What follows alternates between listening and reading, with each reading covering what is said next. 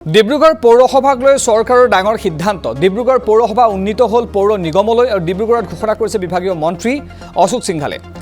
1873 চনতে গঠন হৈছিল ডিব্ৰুগড় পৌৰসভা আৰু গুৱাহাটীৰ পাছত ৰাজ্যৰ দ্বিতীয়খন পৌৰ নিগম হ'ল ডিব্ৰুগড় ডক্টৰ সৈকত পাত্ৰ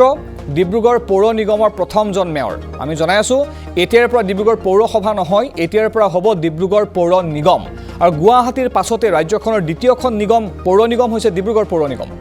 আজিৰ পৰা আনুষ্ঠানিকভাৱে ঘোষণা কৰা হ'ল ডিব্ৰুগড় পৌৰসভা নহয় ডিব্ৰুগড় পৌৰ নিগম হিচাপে আৰু ডক্টৰ সৈকত পাত্ৰ হ'ব ডিব্ৰুগড় পৌৰ নিগমৰ প্ৰথম গৰাকী মেয়ৰ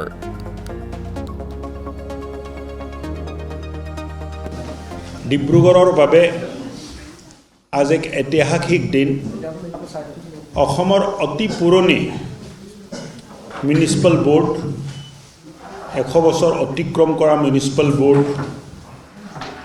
আজি মিউনিচিপাল কৰ্পোৰেশ্যনত ৰূপান্তৰিত হ'ল আৰু মিউনিচিপাল কৰ্পোৰেশ্যন হোৱাৰ লগে লগে বহু ধৰণৰ সা সুবিধা উন্নত মানদণ্ডৰ সেৱা ডিব্ৰুগড়বাসী ৰাইজে মিউনিচিপাল কৰ্পোৰেশ্যনৰ পৰা পাব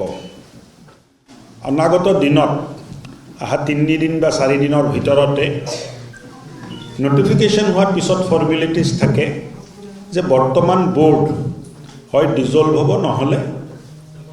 এই বোৰ্ডটোকে আমি মেয়ৰ ডেপুটি মেয়ৰ আৰু কমিশনাৰসকলক কাউন্সিলৰৰ মৰ্যাদা দিয়াৰ কাৰণে এটা প্ৰস্তাৱ ল'ম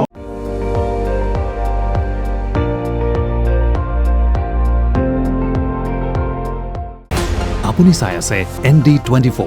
সৰ্বশ্ৰেষ্ঠ নহয় সৰ্বোত্তমৰ দৌৰ